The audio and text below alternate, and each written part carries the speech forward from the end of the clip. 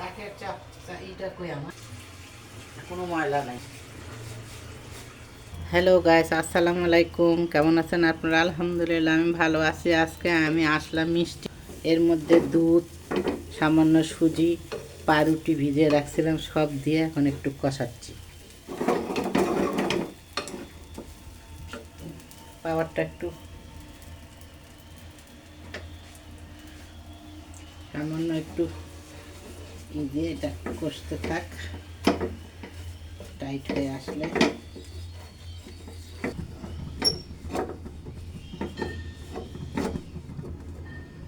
Hello guys, এই যে ডোটা দেখবেন প্যান কড়াই থেকে যে উঠে আসতেছে, দেখেন কত সুন্দর।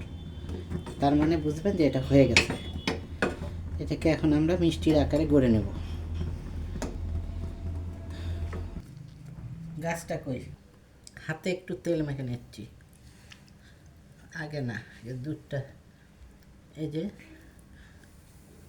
দুধ দিয়ে এটা জাল দিছি। এখন এই ডোটা একটু মেখে নেবো, হাতে ঘি মেখে নিতে হয়, আমি এটা নিয়েছি। বাবা গরম, এখানে শিরা হয় না। হ্যাঁ রাইস, এখানে চিনি দিয়ে শিরা তুলে দিচ্ছে, একটা পাতলা শিরা হবে। আর ততক্ষণে ওই যে ওইটা করে নিলাম মিষ্টিটা। দেখাও তো। অল্প কিছু, বাসায় মানুষ নেই, অল্প কিছু মিষ্টি বানাচ্ছি। এখন শিরা দিছি তুলে। হ্যালো গাইস, আমি এই যে মিষ্টিগুলো চিনির শিরার মধ্যে দিয়েছি। আমার হাতটা একটু পুড়ে গেছে, কাজ করতে পারি না, তারপরেও কষ্ট করে কাজ করতে আসছি।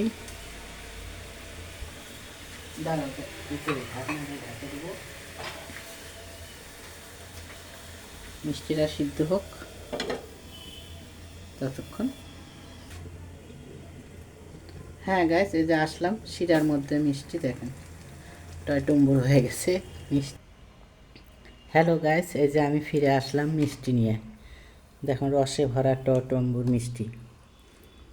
দেখুন আপনাদেরকে একটা কেটে দেখাচ্ছি। কোনটা দেখাবো?